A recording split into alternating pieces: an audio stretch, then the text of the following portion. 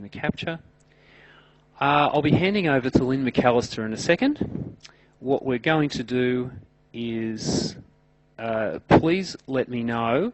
I know that Helen actually has a microphone on, so you might want to call out just to let me know that this is visible. We're going to now go into share screen mode, and that should allow us to bring up the desktop. And can you please let me know, can somebody actually say, don't type, just say, can you now see what is on the screen? It should be bidding your ePortfolio video guides. Someone hasn't. Can you see that, everyone? I can see a browser window of Chrome showing the QUT Blackboard page. And now it's announcements? Yes. Okay, lovely. That's wonderful. I'll hand over now to Lynn McAllister. Hello, everyone. Gosh, thanks for having me along. This is very different for me. I usually have a room full of people. So I've got a screen full of people, which is lovely. Oh, hang on. Yep. So, folks, because we're sharing the screen, if you have any questions, we can't see them for the moment. So if you have any questions, can you just hold off for a second? No, what I'll do is I'll log. No, don't do that. I'll actually log in as a guest, and I'll keep an eye on it. But if you have any questions, given that there's only 3 of you, just use your mic, press talk, and say it, and that way Lynn can keep her screen maximised. Okay, that sounds fine. I hope that works for everyone. Yeah, just a little bit about me. I've been using the ePortfolio. Well, I did use the ePortfolio when I was in your position doing this very same course in 2002, and the ePortfolio was brand new, and our professional practice lecturer said, if you would like to use it, you can. And I did, and I went on to be a librarian and various other things. And now I work with students and academics using the ePortfolio across a number of different discipline areas. So my purpose, I guess, for the next half hour, however long it takes, is to give you a really good introduction to the portfolio so that you feel confident to make a start and do your interim submission of your portfolio. And before I do get started, if you've got microphones there and you're happy to talk, could you just give me an idea of if you've ever used the ePortfolio at all, or if you've got any particular queries or questions about it that you would like to make sure I cover?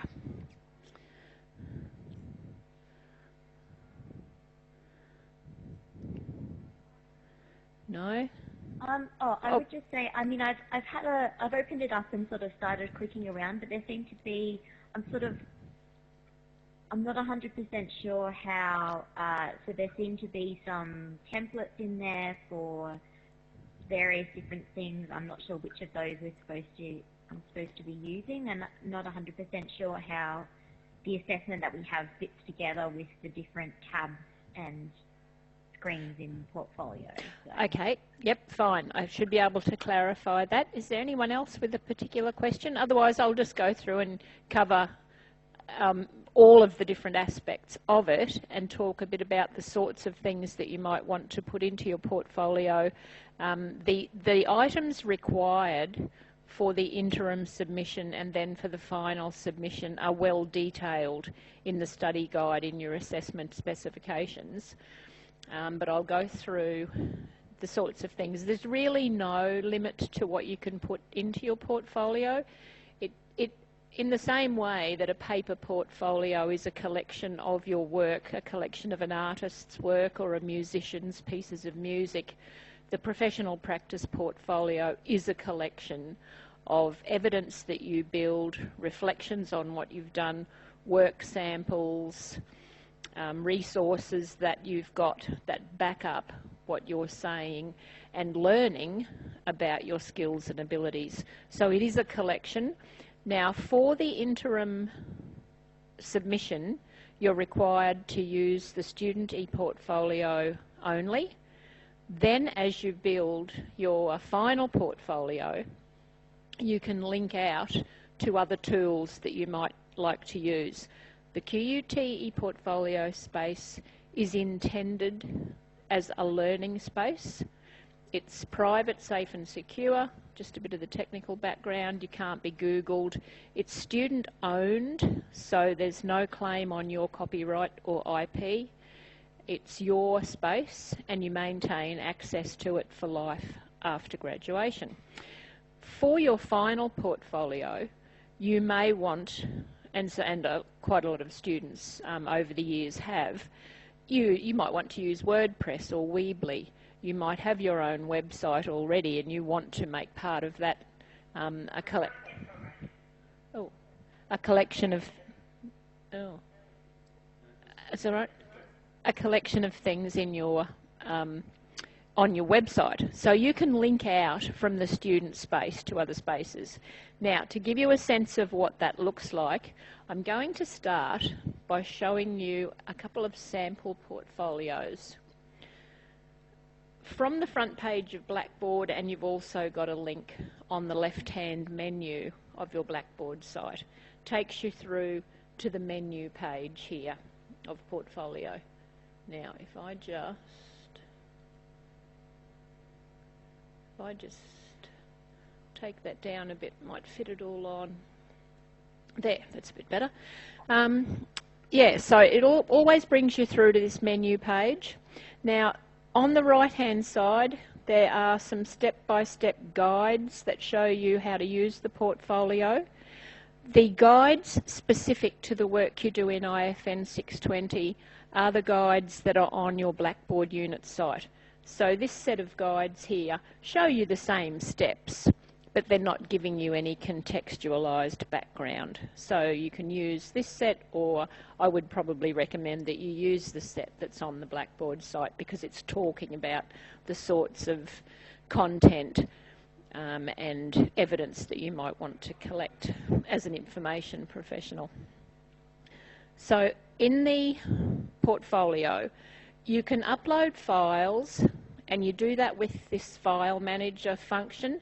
So it is purely a function that lets you browse to and upload files. It will store files until you delete them out. You've got 2 gig of space. It doesn't handle large video files. It's a much better idea to host videos on a purposeful host site like Vimeo or YouTube.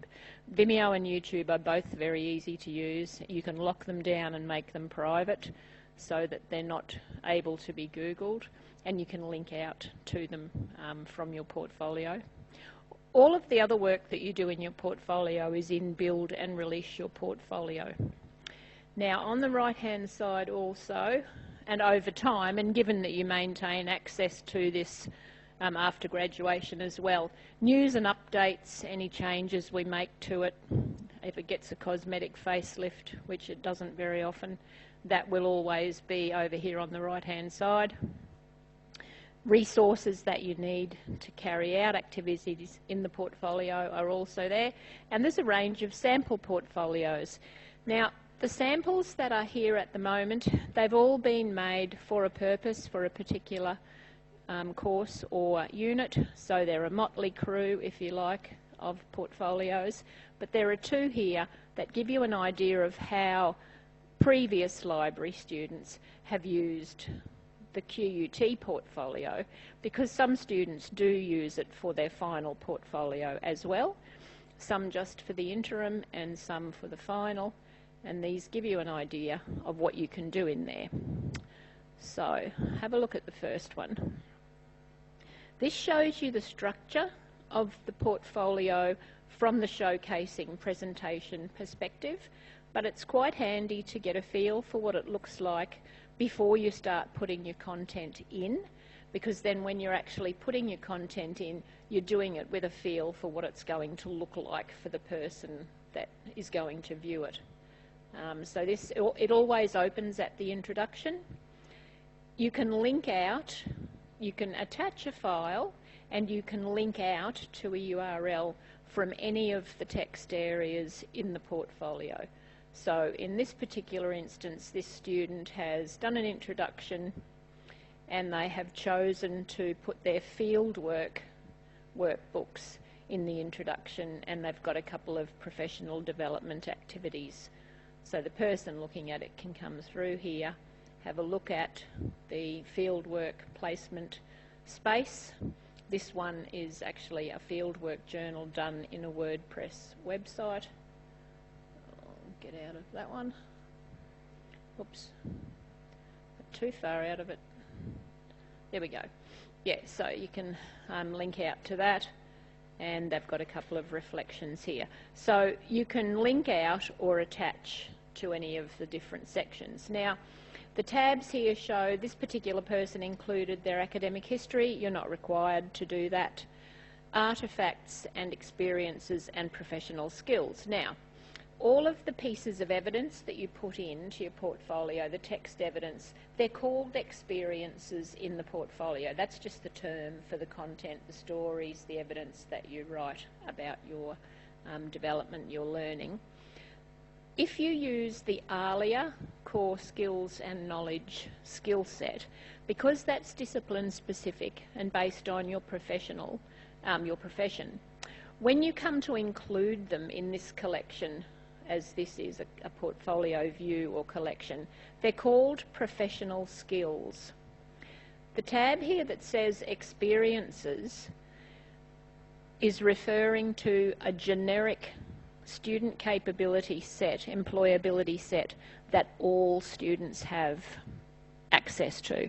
And you will probably use both of those different skill sets, and we'll have a look at how you do that later. You'll use both of those sets when you're managing and organising your content. So there's no right or wrong about the folders that you use, but the folder title acts as a heading for your reader. So under professional skills here, this is the ALIA core knowledge and skills. This person has included four pieces of evidence against that skill set. The particular skill, so the information environment, automatically populates as a heading in the ePortfolio view. So where it says there experiences information environment, that's taking that from the skill set. So the same thing when you use your experiences set, which are things like teamwork, communication and so forth, that acts as a heading for your reader. And then this is the title of this particular reflection. The students called it Leader of Colloquium Planning Group, and then a bit more information here, and then the reflection. So the person looking at this collection can see that they're reflecting on something that they've learnt about this colloquium planning group. Then in the next one, information organisation, again, some reflections on work that's been done, and this is in a particular unit of study. And then service delivery, that looks as though that will be work that the student's done and reflecting on from a work-related activity. It might have been one of their placements. And then a national simultaneous story time from a few years ago, a professional industry type activity. So that gives you a bit of a sense for what it looks like. So initially, I guess, when I come to give you feedback on your ePortfolio at the interim stage, and potentially if you get to share it with an external supervisor, a would-be employer or colleagues outside external to QUT, you can see how it's going to look to someone who's going to view it. So it sets it out. It's fairly easy for readers to read. It is a very safe space. Now, it's a fairly standard space, and this can be important because I've seen some really great creative looking ePortfolios where people do a reflection and link out to something they've done in WordPress, and then they link out to a blog tool and different tools external. If you're doing that as like a public-facing showcase, that's fine. Be careful though if you're doing it to share with a would-be employer or colleague, and you actually want them to focus on the nitty-gritty of what you're saying about your skills, because there are a lot of people still who are not comfortable learning different technology spaces.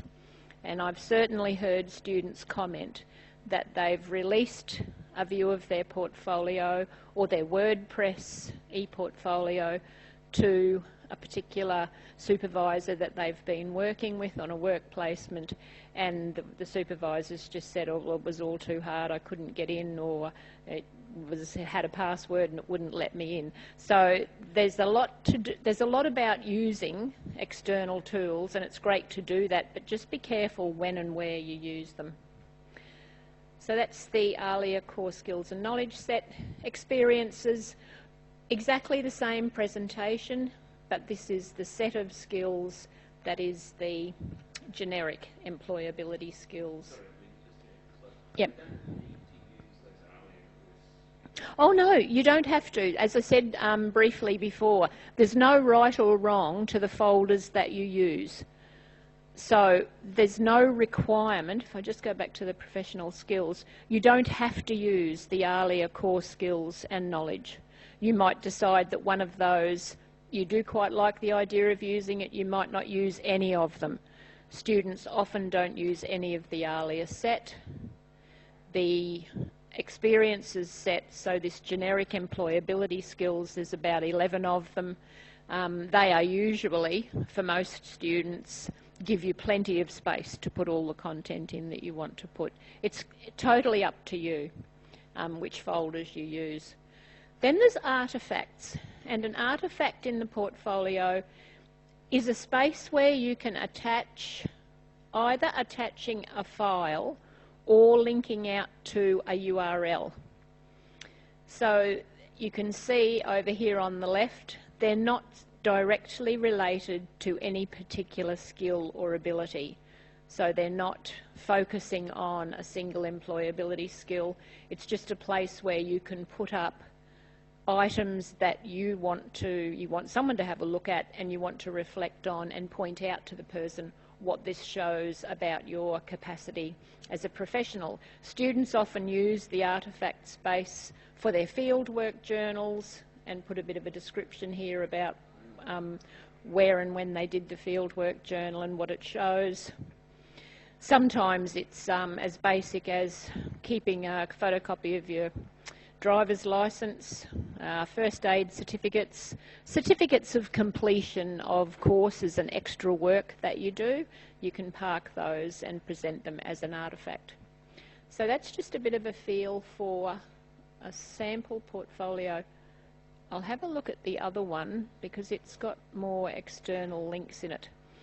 So this particular one, so in the introduction, again, same layout, same space, introduction, professional skills, some experiences and artefacts. This person's chosen to include an image in their introduction and to put their LinkedIn profile front and centre. So that's not a bad idea these days. It'll take you out to somebody's LinkedIn profile. There we go, just a sample. I just use publicly available ones for the samples.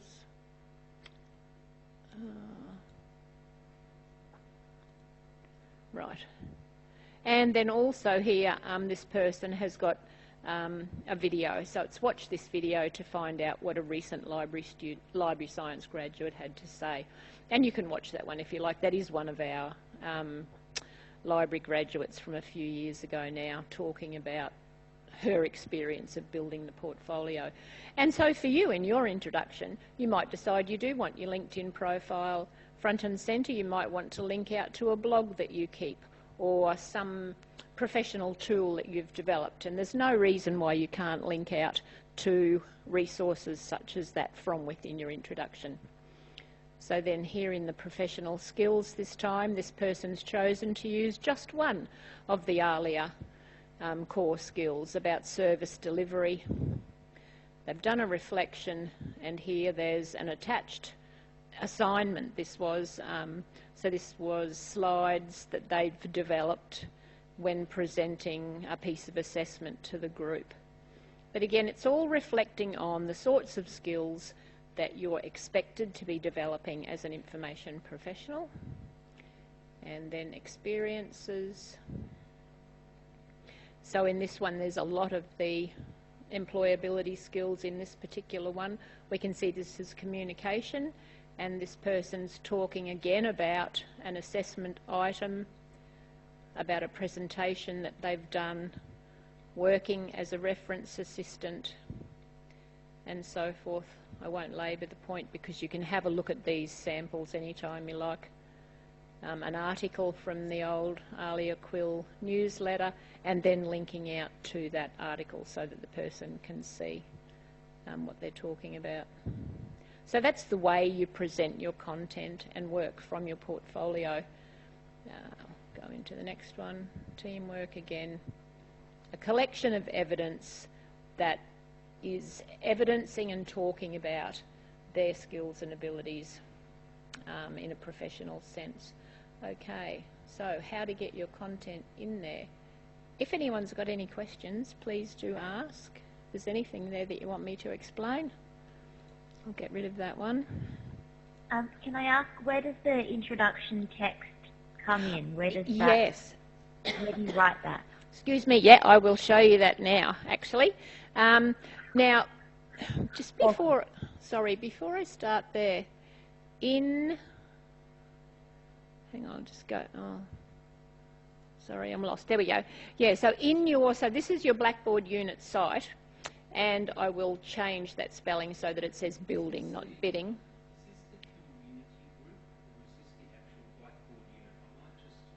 I don't know, I might have the wrong one, have I? No, but I just want to make sure, because there's actually two things that we have here.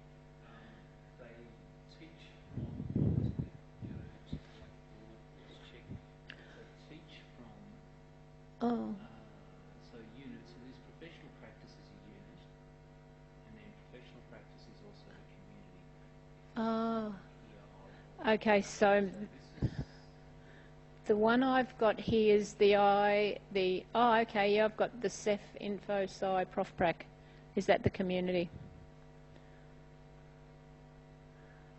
Looks like it is. Okay, yep, that is. And where is this in? This is in, Oh. You were just in, what section were you in? So I was in ePortfolio. That's okay? Rightio. So there's video guides there that show you each of the steps, each of the functions and the steps to follow to put your content in. So I will show you that briefly. And if anyone's getting terribly bored with it, please let me know, because all of this is in your Blackboard site and you can go through it at your leisure. So from the menu, when you're uploading files, now what to put in your professional practice ePortfolio, when you're getting started, keep everything you do, keep all of your assignments. Keep things like an assignment that you might do and you get a bit of feedback and there's a bit of advice there about how maybe you could do something differently to make something clearer. If you then do another assignment and can show that you're acting on the previous feedback, that's terrific evidence to have in your portfolio to show how you take feedback on board and learn from it and then make changes the next time you're implementing, the next time you're doing a similar sort of piece of work. So into the future, there'll be things that you put up there that you probably want to come back and think, I'll never use that again, I'll delete it out. And that's fine, you can do that. So certificates of completion of things you do. Client notes. If you do something for someone when you're doing a work placement in a public library and you help someone with their kids' homework, and very often the child will come back and give you a nice card saying, thank you, I got a really good mark from my teacher, that was great, I would never have found that information without you. Keep that sort of, scan it, put it in your portfolio, because when you are developing your reflections about what you can do, if you've got an item as simple as a child's thank you card, that's great because it is powerful to have an external piece of evidence that backs up what you're saying about your skills and abilities. The portfolio will accept any type of file except the very large video files. So it's just a matter of going into File Manager. Oh, I'm a staff member, so I'm not going to have, I don't have any files uploaded. But anyway, you'll come in here, yours will look the same as this. Click on Upload, and it will let you browse to and upload a file from wherever your file is. So you might be browsing to a thumb drive. I can't do that because staff get no storage in the student portfolio. So I don't have any storage space. But at this point, you would browse to your thumb drive, upload it, and then it will start to build a list of files here. And at that point, they're just stored in your portfolio. You haven't done anything with them yet, but they're available there for you to attach to a reflection or to present as an artefact. So that is purely a file upload function. And then everything else you do is in build and release. Now, you won't see all of these skill sets. If you've ever done courses previously at QUT that had a dedicated professional skill set like teaching standards or nursing standards or podiatry competencies, you will still have access to that set. So you might actually find you've got 2 or 3 depending on past courses, but you will definitely have portfolio capabilities because that is the set of folders that are the employability skills. The one at the bottom, there's one there that lets you personalise it, name it yourself. So you can name the folder for one of them. The rest are employability skills. And they're the folders that you use to manage and organise your content. And you will also have access to ALIA Core Skills and Knowledge. I can't find it. Oh, there it is, down the bottom. ALIA Core Knowledge and Skills. And, as I said before, you can use, and you may have another one, you may have one of these other sets as well from a past course. Now, there's no right and wrong. The folders are designed to help you manage and organise your content and focus your reflection. So they give you a bit of help, you know. If you know that you're working into your teamwork folder and you're talking about a particular activity, task that you've had to do, the teamwork folder just reminds you that you're reflecting from a teamwork perspective, because all the sorts of interactions that we have in our work-related and assessment-related work that we do, you can write about them from various different perspectives. Yep. But just to be clear, that with the interim portfolio, there are set pieces that you need to upload for the interim. So Lynn, when she's talking about there's no limit on what you can include, is really talking about the final portfolio. But for the interim, you know that if you go to your assignment brief, that there is a particular list. The career planning is part A, curriculum vitae, a brief statement of your career goals. Then we've got part B. So you want to be an information professional. So you still want to be an information professional. Then reflection on your learning this semester. LinkedIn profile. And then also a reflection on your LinkedIn profile itself. So you know that you actually have some key things that must be included for the interim portfolio. So don't forget that. Don't sort of think, no, I can put anything in. You can, but you still need to have these core components for the interim. Yes, right. I'm going to confine myself to the interim requirements from now on. So you might be thinking, okay, well, I've got to include my CV. Where am I going to put that in terms of the ALIA skill set that I've got here, or the employability skills?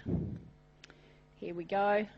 A lot of what you are required to have for your interim portfolio, it really, as I said, you know, it's not that it's wrong to put it in any one of these folders. You choose a folder that's logical to you. So if I was going to include my CV and a statement of my career goals, I would probably put it into my technical, professional and research folder, but I could just as easily put it into my communication folder, because it is about communication. It is about me, the professional. I might also think it's about my leadership style. I might decide that my capacity to put my CV out there and talk about why I want to be a professional is actually part of my leadership style. So there's no wrong. You're never ever going to be marked down in your portfolio, either here or into the future, when you're using the evidence because you've got the wrong, because you've put your content in the wrong folder. That's not going to happen. So you choose the folder that you want to. So I would probably put my CV and career goals in one folder. I might decide that I want all of my collection for my interim submission just to cover maybe one or two folders. I might think, right, communication, and then I'll put all of the rest of it in my technical, professional and research folder. That's fine. It's entirely up to you. Just use the folders that make sense to you. Because at the end of the day, the content needs to make sense to you, because you're the one who has to curate it. Okay. So, for example, I'm going to put my CV in here. You'll notice when you come into each of these generic folders, there are 4 settings to each folder: academic, work, community and personal. And that is to help students realise, I guess, and understand that the learning and the skills that you're developing is not only happening in formal situations. It might be happening in the community when you do your volunteer work at the local library or help out at the local school. Whatever volunteer work you happen to do, there will be skills that you're building up that you certainly bring to the profession as an information professional. So when you're talking, even in that first reflection about, so you want to be an information professional, well, why? And it's very possible that it comes out of community and volunteer work that you've already done, or community activities that you've had as a young person working with an older person at the library. So don't ever feel constrained about which folders or which settings you're going to use, because you can use any of the folders and any of the settings. So I'm going to put my employment stuff into communication work. I can see I've got some content in here already, and to put in a new piece, you click New. Everything in the portfolio is form-based. You must give it a title. You have about 800 to 900 words of space in the text box. You can embed an image if you wish to. There's a video guide to show you how to do that. You can attach a file to it if that's relevant for the particular reflection that you're doing. You don't have to, and if you want to, you can attach any number of files to an experience. The section at the bottom here, the private notes field, is never released. So if you want to remember that the people you worked with, the information about people you work with or experiences you've had, typically that's the sort of information you can put in your private notes field, because it's never released. And students often, I know with the nursing students, they often want to remember people's names, people that have had a particular impact on them, but it's the sort of information that you would never share externally or with anyone else without the person's permission. So I'll just give that a title for now. You'll notice then, and I'll put in my reflection, attach a file if I want to, I'll save it. As soon as you save it, the title appears in the title box, so you can come back and edit it, change it. You can also come back and delete it if you don't need it anymore. Now, the deleting experiences out of your portfolio is not critical. It's not something that you really have to do, because there's no limit to the number of experiences that you can have. You can keep putting experiences into this portfolio for the next 20 years and it's never going to tell you you've got too many. What does happen over time, and you can see the menu box is really quite small, by the time you've got 20 different pieces of evidence in here and you're scrolling up and down trying to find the one you want, that's usually when students get to the point where they want to delete a few things out. But you don't need to delete. It's not necessary to delete to be saving space. You don't need to do that. Okay, so that's experiences in. Now that's the process for any of the folders. So every time you're putting content in as an experience, it goes into the form, you put in your text, embed an image if you wish, attach a file if you wish, and you build up your collection of evidence over time. So for the interim... Could you just show them what happens to that now so that they've saved it, and if they actually go to the front page... Oh, yes. What does this look like? Yep. Okay, I'll show you that in just a moment. So as well as the title sitting up here in the title box, you'll also notice it counts up. Communication said 13 a moment ago, now it says 14. So that's telling me that I've added another item. So I can see just quickly at a glance that I've got content in each of these folders. So it gives you the title and counts up the items that you've got in the section. And I will show you what this will look like if you want to have a look, if you want to put together a collection, so for example your interim, and you want to check to make sure it looks the way you want it to before you release it to anyone to have a look at. So you'll come into the folders and do at least your, so you want to be an information professional, you still want to be an information professional, and then your reflection on learning this semester. Now you'll notice that the first couple of those pieces, they're actually 500 words each. They'll easily fit in one experience because this text box gives you about 800 to 900 words, depending the length of the words that you use. The one at the bottom then is reflection, so that the last piece required for your interim submission is your reflection on your learning this semester. Sorry, I was just trying to scroll down in the wrong place. And it says it's 1,000 words. Now, there's no reason why that reflection has to be one big chunk. Yes, you're doing a reflection and you need to come up with 1,000 words approximately of reflection, but you can do that across different skill areas. You don't need to have it in one chunk. It's quite okay to break that up and spread it across different areas. You might want to talk about things you've learnt about communication. You might want to talk about something that you've been thinking about in service delivery and use one of the earlier core skills folders. So it doesn't need to be done in one huge piece. You can break that up.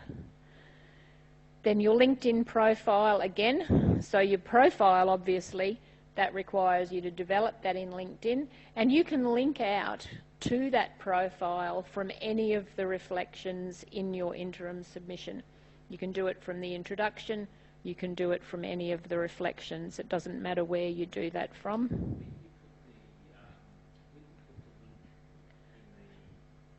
Oh yeah, okay. Andrew was just asking how we get a link in. I'll show you how to do that.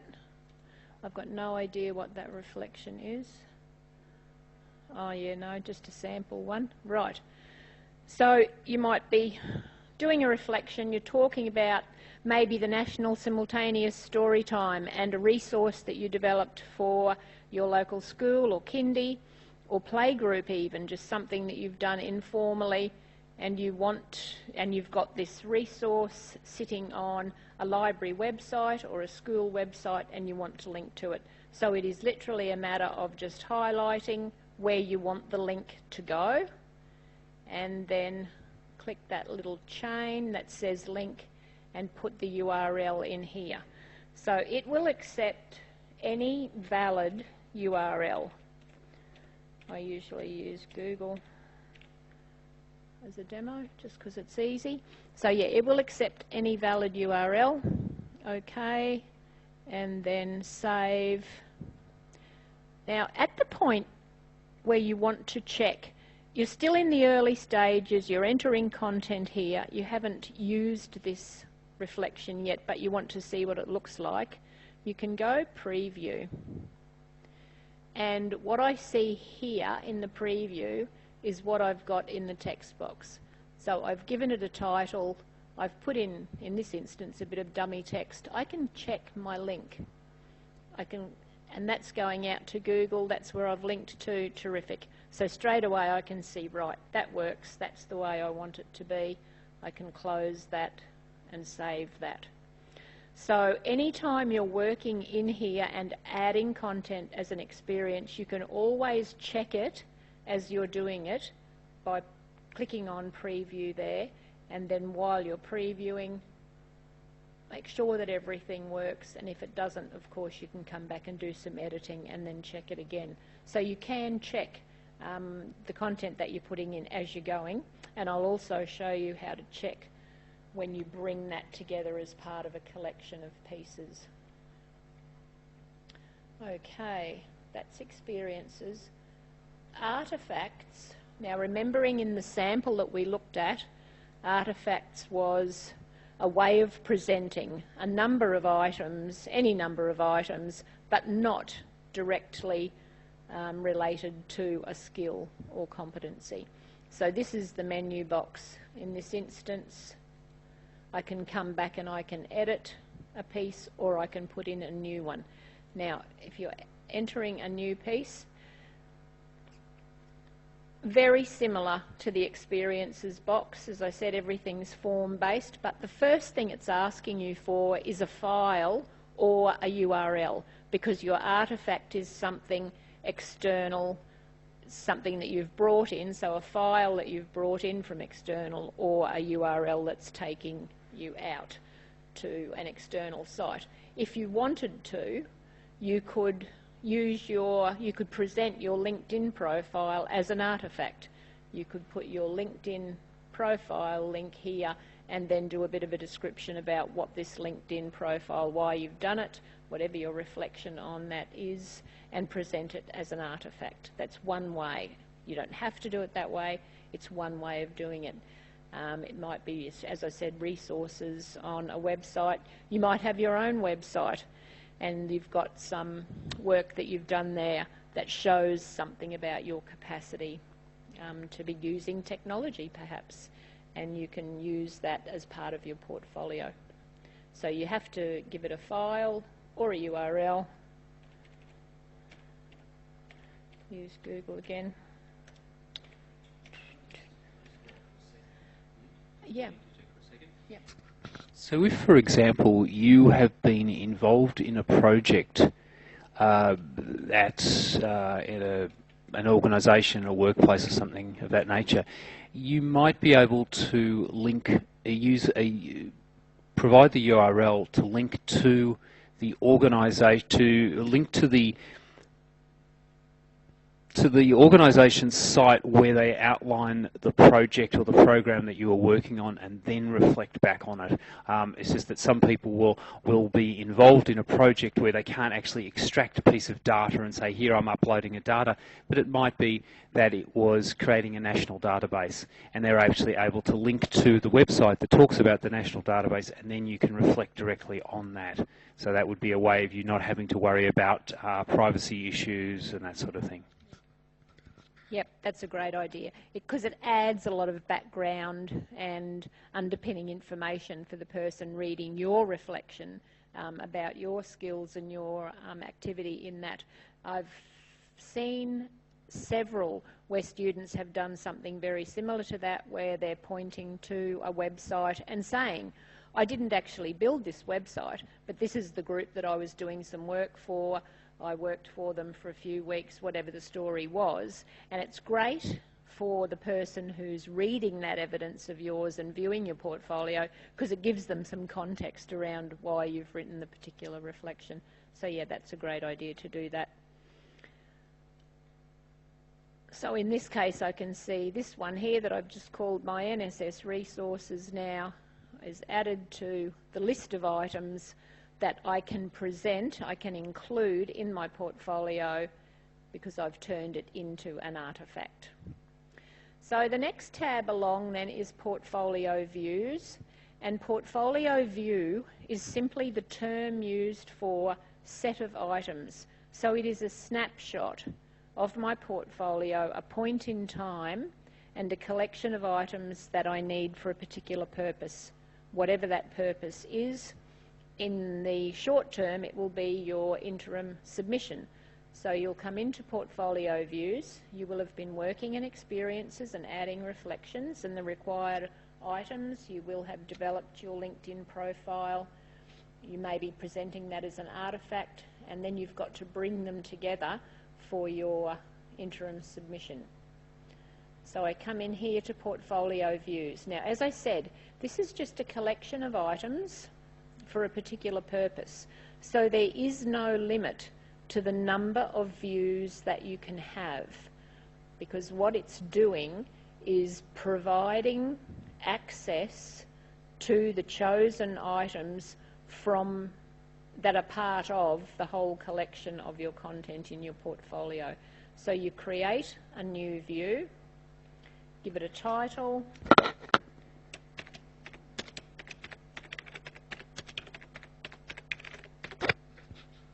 whoops, can't spell. No, actually I can spell, I can't type. There we go. My interim submission, for example, I would just ignore these other things. The other options here, private notes you can use if you want to. You can't do anything to it until you save it.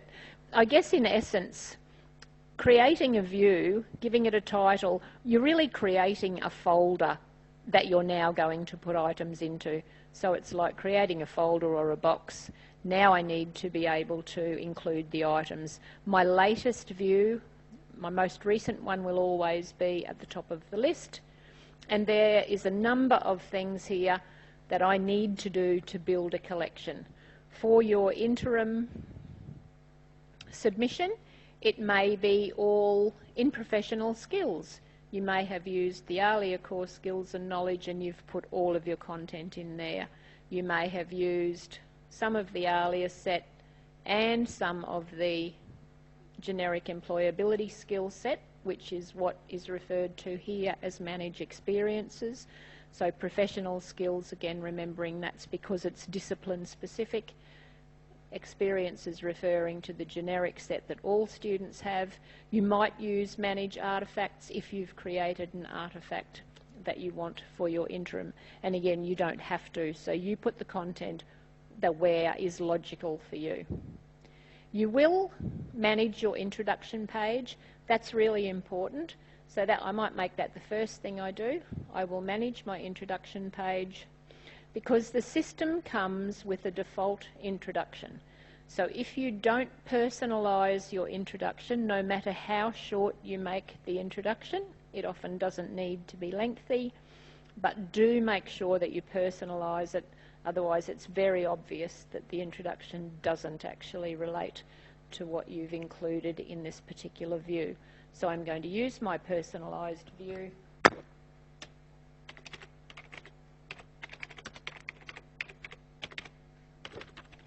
So here you just introduce yourself, position your reader in the same way that you introduce any assignment or report that you ever do. you need to introduce your portfolio as well, because it's your opportunity to set up your reader. It's where you tell the reader, this is a collection of me, the fantastic information professional. This is where you get to position your reader to read the content from your perspective. So you're saying right up front, I've put this collection together because it shows how well I'm connected to my profession, how engaged I am with the work I've been doing. Whatever story you want to tell, this is where you introduce that story to your viewer. So you do an introduction and save it, and this introduction then relates just to this view. So as I said, over time you may have many views and you're always working on just the one view when you carry out these tasks. So I'm going to manage artefacts. I'll include that artefact that I just made about my NSS resources, and it is just a matter of choosing, remembering that over time you may have a lot of items in here. You come through, choose the one that you want and save it. It'll always tell you if it's done it successfully, and then similarly with your experiences. So you will have developed your required reflections from the assessment specifications. Again, you won't see all of these different sets, but you will have,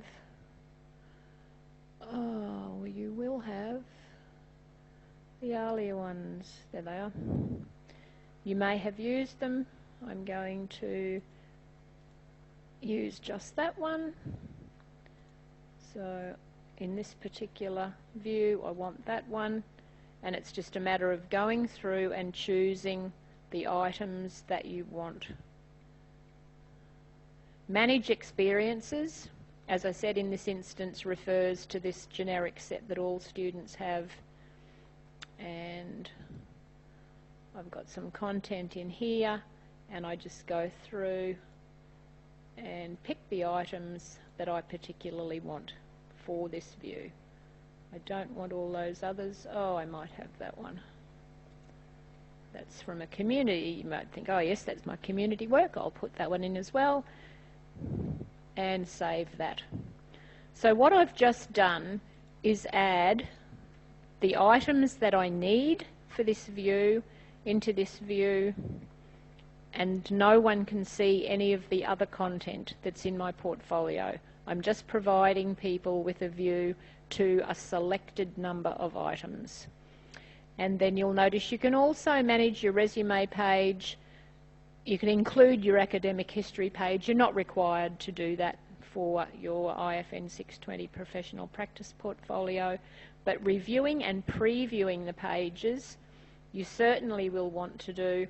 It'll give you a potted summary here. I usually ignore that, it's not particularly helpful. And this is where you get to see what your viewer is going to see. So at this point, I can see I've done my introduction. I've included the reflection that I wanted from my earlier core skills and knowledge. I've included a couple of, oh, I don't know what's happened to that. Okay. Oh, straight away I can see there's work I've got to do here. So at that point, I would be coming up to edit mode, flicking over to edit, choosing that particular reflection and making some changes, because I can see straight away that doesn't look the way I want it to look. So you can do that from here just by going into edit, then back to preview. Once you've got it looking the way you want it to, my artifact is there, then you know that whatever you can see here, your viewer is going to see. And then you can release it to your viewer to have a look at. And that's the last thing. The last tab here is releases. Again, choosing the particular view that you want to release. And there are 5 release types. So 4 of them within QUT and 1 release to public. And when you release it to public, it doesn't mean that it can suddenly be Googled. It's not public as in broadly public, but it gives you a URL that you can then share with anyone, and you might want to do that with colleagues and work colleagues into the future. For the work that you do here at QUT, and certainly for your interim and final portfolios, you're releasing to QUT teaching staff for feedback.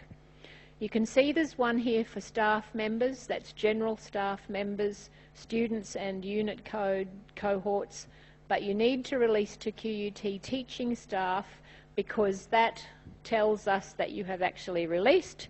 Everything that you've worked on in your portfolio is time-stamped and we can guarantee that it's your work and that sort of thing. So it is important that you use that. It also gives the marker a feedback form so that they can leave feedback on your portfolio and you get that in an email when it's submitted. Now, I won't be able to show you the whole process here because I'm not enrolled in a unit that has teaching staff. If you had already released this view to teaching staff, you'd see their names here.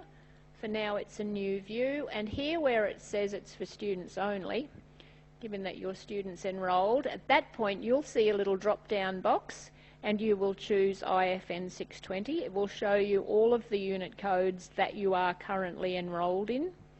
So you choose IFN 620. It will then show you Andrew's name, my name. I think that's all. Just the two of us. Yeah. Yep. So it just shows teaching staff associated with the unit, and then you can tick those, and there's a release button, and then it will list the names. So where we were back, whoops, hang on, go back to that. Yeah, so where here it says not currently released. Once you've been through that process, chosen the teaching staff and click the release button, you'll then see the names listed here. So that's all the functions, I guess, that you need to go through for your portfolio. Just make sure when you select the teaching staff that you select Lynn. Oh yes, that's right.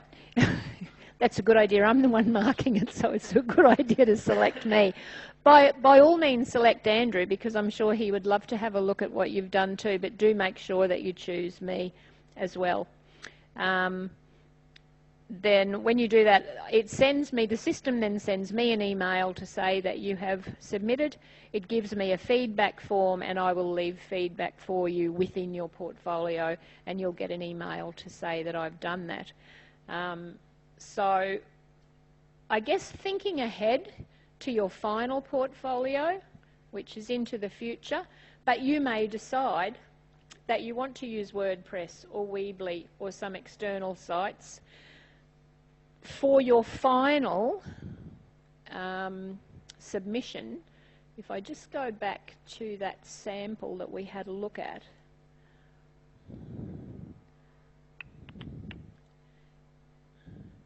yeah, so for example, these links that here, there's the link out to a video and to LinkedIn, and then there were some links in here, attached files and so forth.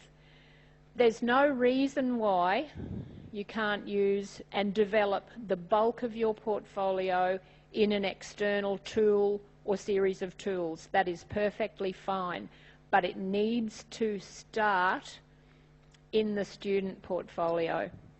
So it might be simply that you do an introduction, and I've had several like this from students where the introduction is here and they give a bit of a background, what they've been doing in the course, that they've built their portfolio, and then down here, for example, where this says watch this video, they will have written something like, I have decided to build my professional practice portfolio in WordPress.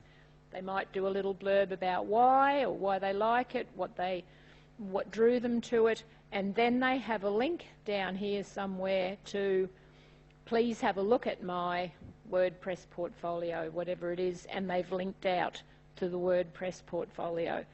They may have none of this content here at all. There might be no professional skills or experiences or artifacts.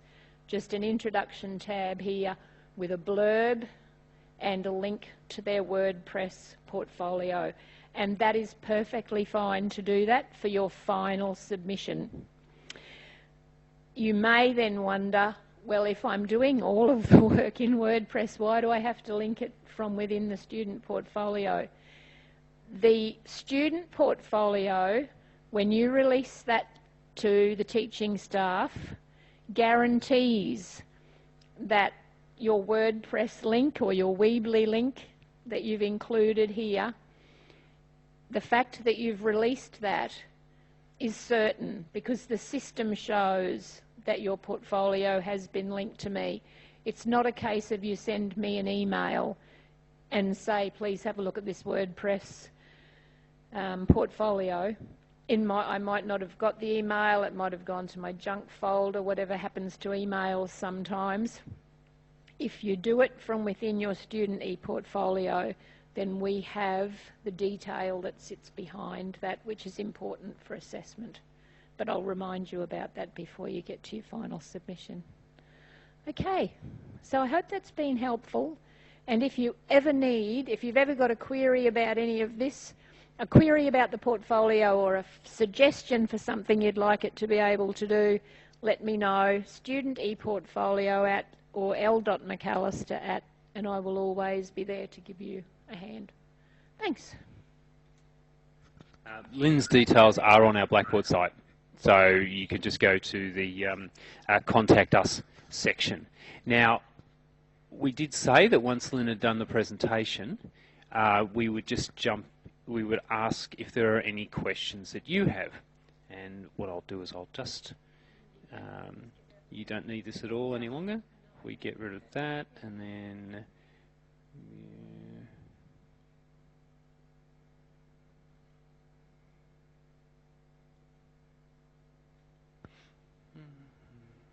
stop sharing.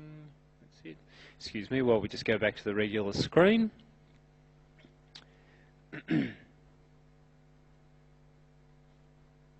Okay. Right, so thank you very much to Lynn for running through everything there. There's quite a lot to take in, but it's not quite as much as you would think. I always say that I managed to do it, so anyone can do it. Yes, and as Lynn was saying, it is in the guides. And that's pretty much what I use, and most of the people that I went through the course with actually used the written guides. I don't remember there being video at all. I think it was just all... I don't remember there being videos when I was doing it, so we just referred to documents, and we all managed to get through.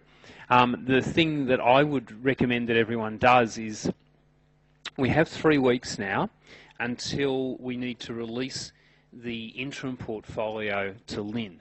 You'll find in Blackboard, I think it says Wednesday of week 14 is the last date that you have to release the interim portfolio. Excuse me, and if not, it will tell you that on your assignment brief. But what I would recommend you do is, in the meantime, is just get in there and start playing around with it. Don't leave it until the weekend before it's due, just because you want to build up a little bit of confidence in using the system. You want to, because while you're putting things in there that are perhaps, as Lynn was doing, she was just writing in Scribble. You can do that and no one sees it. It's not released to the world. When we don't get it until you officially release it. So you can go in there and you can start to practice putting things in and then see what it looks like when those things get put in. Even if you wanted to just go in now and start to put in the titles to create the views, or essentially create these folders that will house the information that you want to put in there. Just put the titles in and then go in to put the artifacts in. Put in the something on the front page which has the blurb about you, has the LinkedIn something about the LinkedIn profile. You just put the titles in just so you can start playing with it. And I'd certainly recommend you do that. You start doing it now. As I said, not the weekend that it's due. We're in week 11, 12, 13, 14, so that's 3 weeks until you do it. I'm pretty sure, based on the conversations we've all had over the last 11 weeks, that you're already well placed with the content. I think I've asked most weeks how people are doing, and it always comes back, yeah, I've got a lot of it's done, there's not much more that needs to be done. And if that's the case, you're now at the point where you can start to put things in.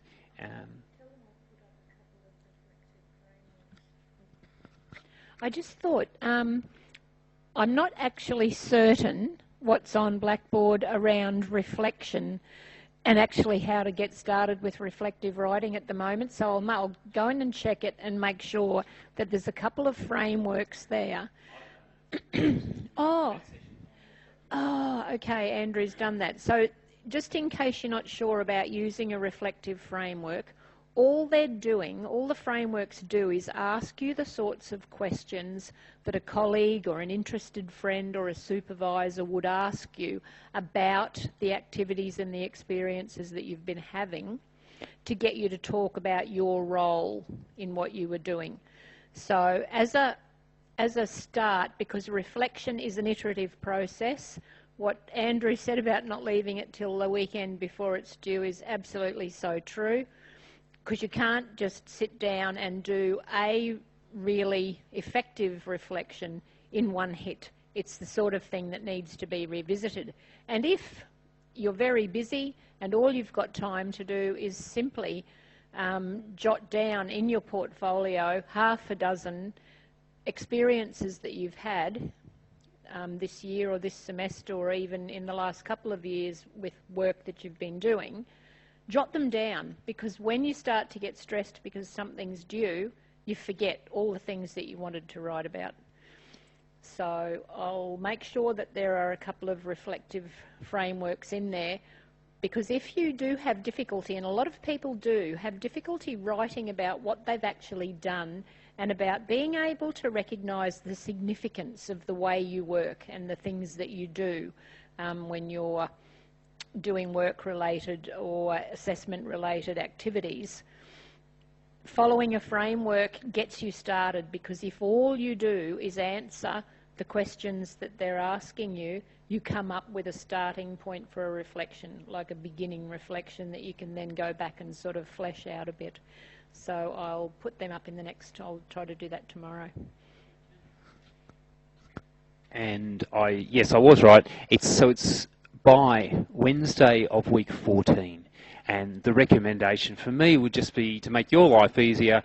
Don't wait until the Wednesday of week 14. You can release the ePortfolio. If you've got all of the things required for your interim portfolio now, you can release them to Lynn now.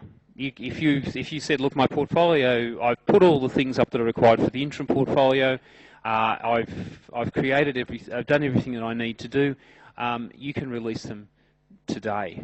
So as soon as you're comfortable with what you've got in there, release the portfolio to Lynn, as long as we have it there prior to Wednesday of week 14. Yes, an important point that I didn't mention, when you release your view, so once a view is released, you can continue to work on that view. You might release a view, your view, to me, so it's your semester 1 interim submission, and you release that to me, and it's just the introduction, or you've just put a couple of items in there, and then you continue to work on it. I will always see the latest version. So you can go in and make new experiences, and then you have to add those experiences to that same view, but you don't ever need to re-release it. So once it's released to me, I can see it, and you can continue to build it and work on it, and I'll be able to see the latest version of that view. Okay, so with that being all of the content that we had to deliver this evening, and once again a big thank you to Lynn, are there any questions from Helen or Karen Ann just before we decide to wrap things up? No questions from anyone. Well, thank you very much. I know it's been a long time coming, and we've had a lot of hiccups and hurdles along the way in getting here, but thank you very much for coming along tonight. There will be a recording, obviously, of this. There'll be two. There'll be one that's recorded via Collaborate, and then there's one which is an Echo 360 recording. But so don't worry that the content won't be lost. But you also have access to myself, and you have access to Lynn for any questions that do come up. Anything that you don't feel that you can answer from the content on the Blackboard site, we're more than happy to answer those questions. And what I think might be worthwhile doing is in week 13, so we won't have a class next week, but then in week 13 we'll have a class which is essentially like a wrap-up workshop. I'll turn up to the session, and if there are any questions you have for me about the ePortfolio, the interim portfolio, I can address them with you then. And if it's a case of us even needing to sit down and work through something, then I can do that. What would be really beneficial, I actually did think that if that might be a concern of yours, release your interim portfolio to me well ahead of week 13, so that if you do want to talk about it with me in that week 13 class, I can actually just open it up and look at it, and then as you're talking to me about your concerns, I can see what it is that you're talking about. Okay? All right, folks, we'll call it a night. Thank you very much. Good luck with everything else, and enjoy the rest of your evening. Thanks very much. Bye-bye.